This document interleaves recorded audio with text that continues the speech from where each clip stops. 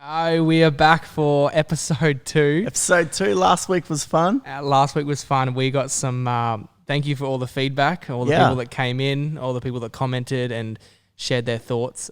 It was overwhelming, to be honest, because I didn't think we were going to get that many listens. I didn't think anyone would listen to it. We had a majority of people overseas, some local people listening, and I honestly was shocked that we had that many listens.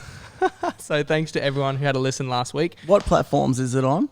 We're on every platform: Spotify, Apple Music, YouTube, pretty much anywhere you can get podcasts. So Brilliant. I think it's going to be in bite-sized chunks every week. So 20 minutes on your way to work.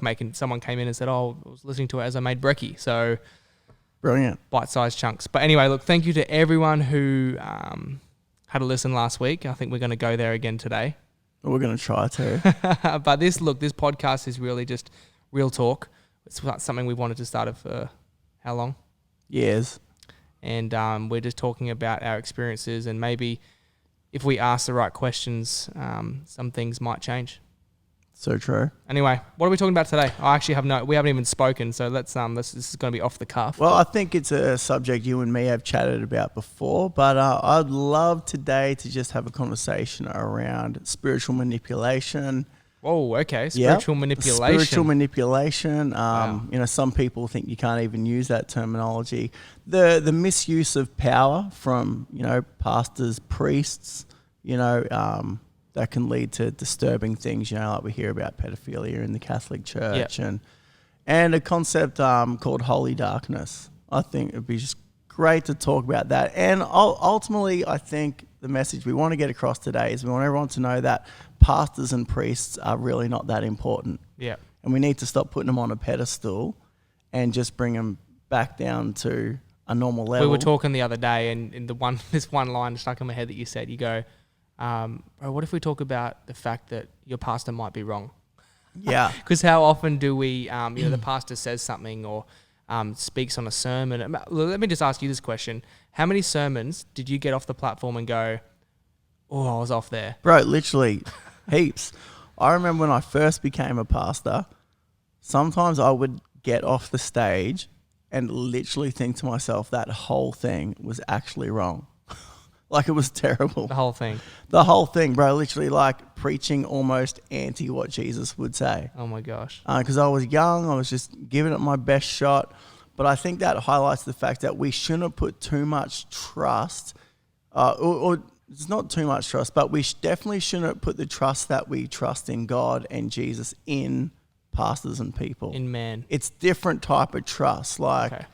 And we should definitely weigh up everything a pastor is saying and teaching. Even the Bible talks about, don't just take it on, but check it with the scriptures.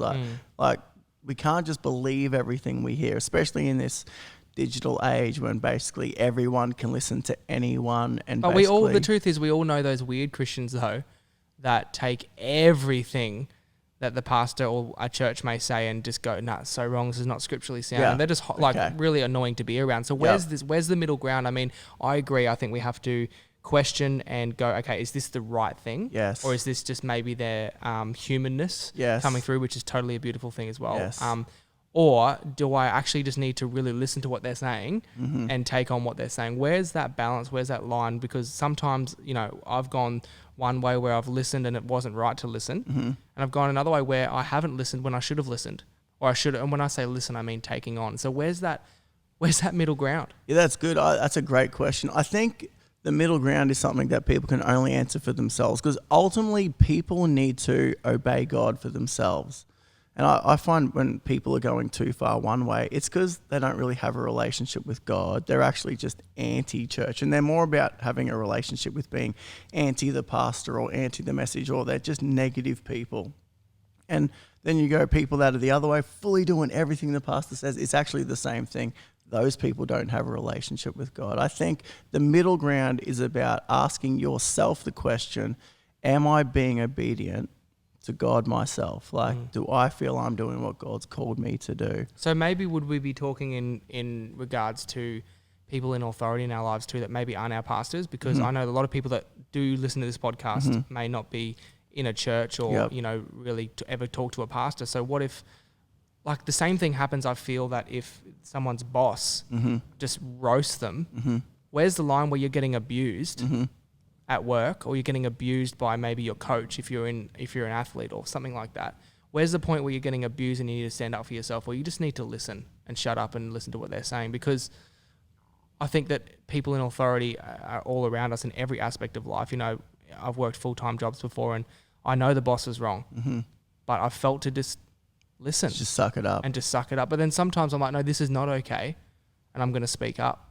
Yeah, I think everyone, and correct me if you think I'm wrong, but I think everyone knows when it's right or wrong. I think our problem is not knowing when we should speak up or when we should listen. I think our problem is the ability to deal with conflict. And I think where we go wrong is we see conflict as a bad thing. We try and hide from conflict. And so it's actually that we lack the ability to have conflict in our lives in a healthy way. Because instinctively, I think people know this is an abusive relationship. This person's manipulating me. You know, we as humans can pick up on these things. It's just we bury them deep because we don't actually want to have the conversation. We don't want to talk about it. Sometimes it's easier to stay in an abusive relationship or at an unhealthy job or stay in an unhealthy church because you just don't have the ability to face that conflict. Yeah, to face the conflict. And the real issue is, like, do I have the ability to disagree in a healthy way, have the conversation, or am I just too scared to do that? Yeah, I'd agree. I think what I'd add to that and say what I've tried to do in my life, and I haven't always gotten this right, but what I've tried to do is set up people who are older than me, who have been there and done that, and people are, 3 or 4 people around my life where I can go, okay, if there's something going on in my life and I'm getting maybe abused by a boss, or I feel like the pastor's wrong. I mean, I've done this with you before, bro. In times when you said things to me that I'm like, okay, I don't know how I feel about this. And so I've gone to some older pastors and said, hey, what do you think about this? And actually ended up coming in, in a great place.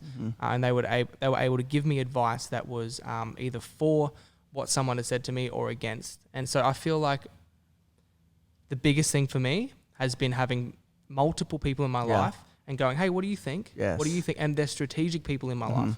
So they're 3 or 4, either older or doing something that I'm aspiring to. I've got like a business mentor, an older pastor who's in his 60s.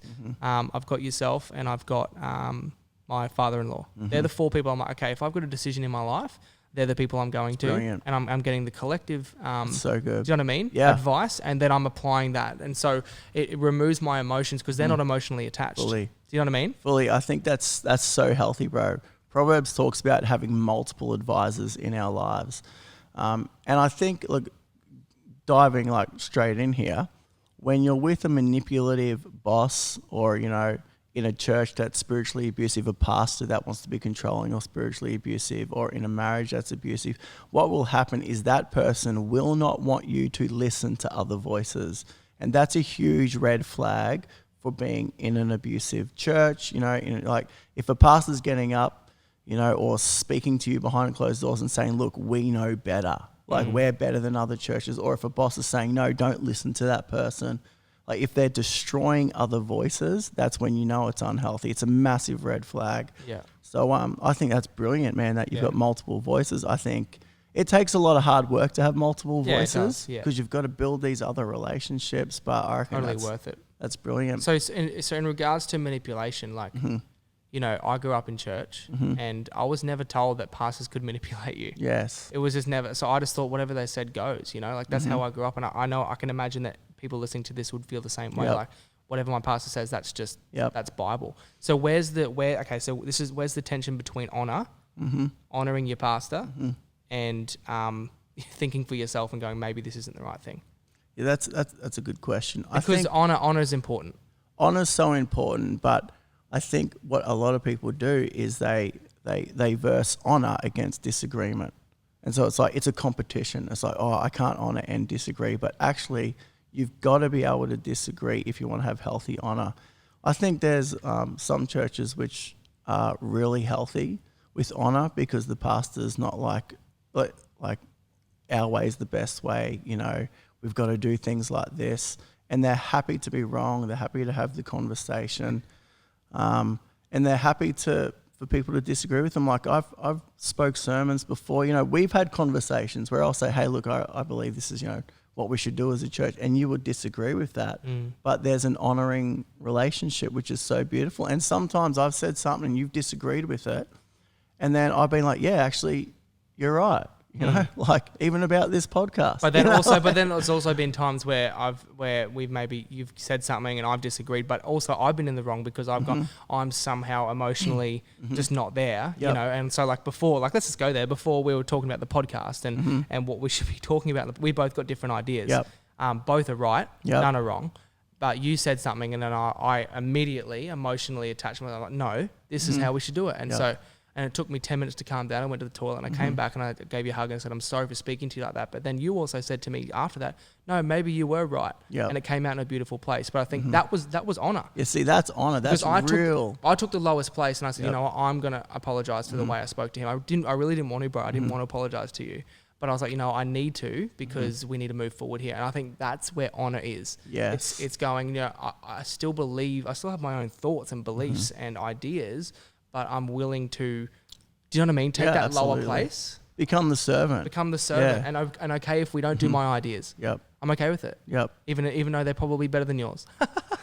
Do you know what I mean though? Sometimes, they are. That idea. So I think that's where honor is. Now you spoke about, we want to keep it short. You spoke about holy darkness. Holy darkness. Now please explain. Okay, so, spiritual abuse, manipulation, holy darkness. So the best way to talk about holy darkness is I'll use a priest as an example, and forgive me, Catholic Church, but it's just an easy example. So holy darkness. So in the world or in church specifically, what happens is when someone's a priest or a pastor, we put them on this pedestal. Like I did it. Correct me if I'm wrong. I'm sure you did it. But when I was younger, immature in my faith, I thought the pastor had somehow achieved this level of holiness and integrity and righteousness. And I thought God had seen how good that person had been. And so God had placed him in a position of authority. And I thought, wow, like that's amazing, right? And what pastors, and specifically in this context that I'm about to speak about, priests don't tell people otherwise. You'll never hear a priest get up at the start of Mass and say, hey, I just want everyone to know I'm not really that good. Don't honor me too much because I'm sinful.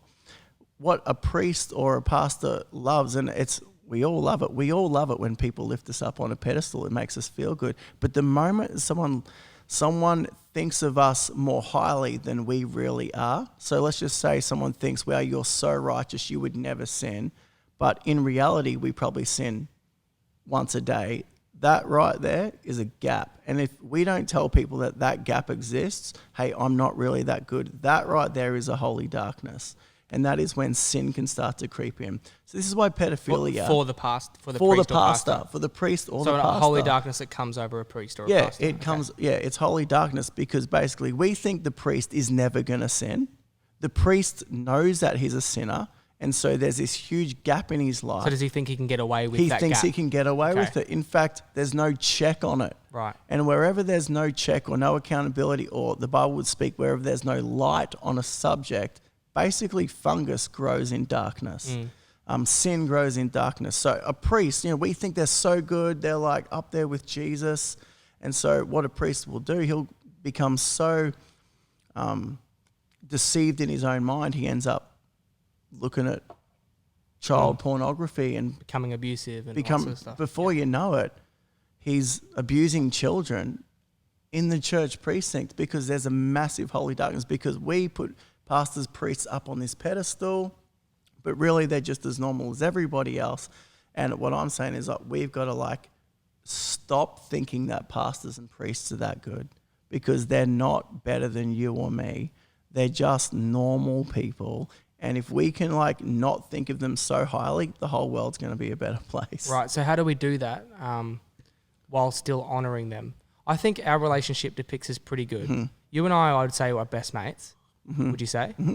At the same time, you're also speaking to my life as my leader. I've let you speak into my life as my leader. And so, I think we've got a good tension here within our friendship. I know when it's like, okay, well, you're speaking to me as my pastor who has prayed and has heard from God. But then we have so much banter as best mates too. How do people have this relationship?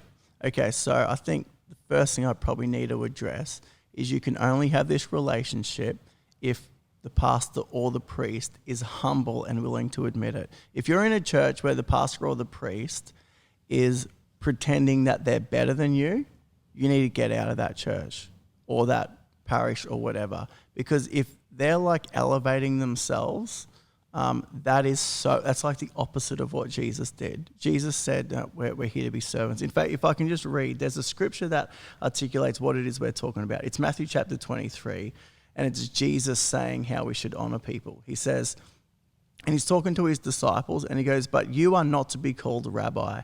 So back in the day, there was like Jewish rabbis, and the rabbis were ones that had the 12 disciples, and Jesus came as a rabbi. But everyone else thought, oh, well, if I follow a rabbi, one day I'll become a rabbi. And Jesus is like, whoa, that's not how we roll anymore. He goes, but you are not to be called rabbi, for you have one teacher and you are all brothers. So he's saying the only holy one now is me. Jesus is saying, I'm the king. I'm the one that you can follow and that you can trust. And then in verse 9, it says, and do not call anyone on earth Father, for you have one Father and he is in heaven. So this is like when we're titling like, oh, Father so-and-so, it's clearly against what Jesus said, because we shouldn't be elevating people to a place of authority or position that should be only for God. We're all brothers, that's what Jesus says. Verse 10, nor are you to be called instructors, for you have one instructor, the Messiah. Verse 11, the greatest among you will be your servant. For those who exalt themselves will be humbled, and those who humble themselves will be exalted. So the only way that we can have this relationship, because, okay, in this relationship, I'm your pastor, right? Even though you hate saying in inverted that. comments. Yes. I hate it. But I'm happy to be wrong. Yeah. Bro, I might say to you one day, look, I think you should, cut your hair a number 1 instead of a number 2.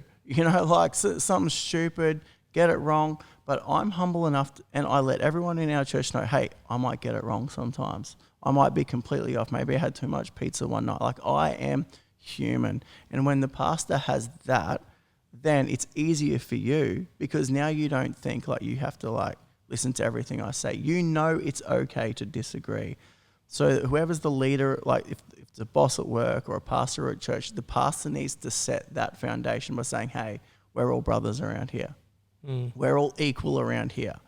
Now, I might be a pastor, but that really just means I'm going to serve you. Yeah, and if I can speak from the other side, being the person who's receiving maybe that pastoral care or leadership, it's on us to honor you in spite of seeing your failings. So let's put it into this perspective. I would say, okay, I'm going to still honor James, even though I see that he really annoys me and says the wrong things sometimes. So it's on me to go, well, I still go, I'm not just going to get up and leave. I'm going to, if I really I think we're talking about two things. If I really disagree with like a theology or philosophy that you talk about and I don't like it and I'm telling other people I don't like, I think there's a time there it's like, maybe I should go somewhere else. If it's little things that annoy me and just are like preference, I think I've got to be able to go, okay, well, he has started this thing. Do you know what I mean? Yep. And there's an honouring that, because when we're talking about this, there's a conundrum going on in my head a little bit, because I agree. I think that there is a holy darkness and there is a level of this attainment that priests and pastors try and get to, which isn't real. So they should be leveled down. But I also believe that there's a healthy honor that needs to take place. So how do you, let's talk about this honor. Like when you say you honor me, like what is it that, what's that even mean? What do you mean by that? Well, it's going, okay, well, I guess honoring is going, well, you've given up a lot of things, family time, money, expenses to start this church, right? And so I want to go, okay, he's done a lot for this and for people like me so I can come and have a space. So I want to be able to, if I've got money sometimes, give him money. Or if if I maybe am annoyed at him, I'm going to honor him by not saying anything and just being okay with being wrong in this circumstance. And I honor my friends, not just my pastors. I honor my parents. I honor my friends. It's not just my pastor. Yeah. But I think that we do put a lot of emphasis on honoring our pastors and our priests and all that sort of thing. I think honor goes in every direction. Yeah. You can honor somebody who's got nothing to offer you and is the person down here in our eyes. There's still honor involved. And I think the best way to honor is, as you said, get under. Yeah, see, for me as the pastor, I would, if we were having a pastoral chat, I would say it would be unhealthy for you to honor me more or different to how you honor somebody else. I would say that that's unhealthy. There is a moment in the Bible where it says to give teachers and preachers double honor, but it's only talking about when they've given up their life to preach the gospel, teach, and go to all the world, that we should help them live. Yeah, that's right. We should, if they need to eat, let's make sure that they've got more than enough food. And I get that. Like, if someone gives up their life because they want to spread God's love to all the world, let's look after them. But that's the only time when double honor should come in. Any other time, bro, it's just that I should honor you. I think we should just honor everyone exactly the same. Like in the scriptures, it says this in Romans 12 verse 10. It says, "Be devoted to one another in love, honor one another above yourselves." And I think it's become unhealthy. Let's talk about and this is just me. Like you can come from the other perspective, but I think in a lot of modern relevant churches, there can be this huge oh wow, that's the pastor. Oh well, we should honor him. Like, I've heard of some churches where like people are going around washing the pastor's car, and like Bible college students are like cleaning their house, and it's like, I'm like, that's disgusting.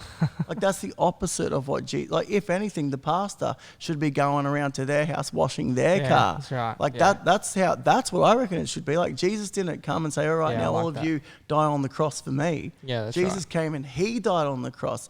And I think that there's just been an unbalance of honor in the church. I honestly do, and I'm speaking as a pastor, we need to bring the honor level back down to pastors. And I know you're struggling with that. Like, not really. Like, I reckon we need to bring it back down. Like, stop honoring your pastor so much. Like, honor your next door neighbor, for crying out loud. No, I just think that honor needs to be spread evenly. Like, honor your parents the same as you would honor your pastor. I think just honor people and friends and people in your life the same. If you've got an honoring spirit, you will just naturally honor everybody. Honor everyone. That's right. And it doesn't matter who you're with. That's right. You'll naturally honor them. So what we're saying, let's just really take a humanity approach here. And let's just say that pastors are not any better than you are. No. They're not any more special. And they could get it wrong. That's right. And they could get it wrong. And so let's just bring them back down and treat them like human beings. Yep. And so then it helps them too, so they're not up on this pedestal. Totally. It helps them stay pure, stay honest. And I will say this, if you're in a relationship, or if your pastor is not humble, or he doesn't want to, ever have conversations that are real, that could lead to an unhealthy place. Like, you want to find a place where everybody is just loving one another, everyone's on an equal playing field. Not saying just leave, though. I think that if they want to have a conversation with him about it, they have should. The chat, say, hey, look, and do it in a healthy, respectful way. Hey, this is what, I think. What do you think? Conflict, and if it doesn't go well, fine. If it doesn't go well, then leave. But look, we're running out of time. We can't keep this podcast going for ages. We could, though. We've got so many things we could say. Anything else you want to say? Well, we did say we'd speak about spiritual abuse, but maybe we should save that for next week. All right, then. Spiritual abuse. I guess we will talk. That's the manipulation part. But yeah. Look, next week let's talk about spiritual abuse. Let's do that. Okay. Awesome. Anyway, guys, thank you so much for joining us for our second podcast. How many of these you reckon we're going to have, bro? Well, I don't know. A lot, eh? 1,000? Maybe 10. Should we do 10 a week? 10 a week? No, I'm just joking. We're not going to do 10 a week. Anyway, look, what was our outro again? Oh, it was bad. Amen. We it was come like up with another. Amen. Oh, these mics could be good for recording. Maybe we should record a song soon. Wait, seriously? All right, guys. We'll see you next week. We'll be back, and we're talking about spiritual abuse.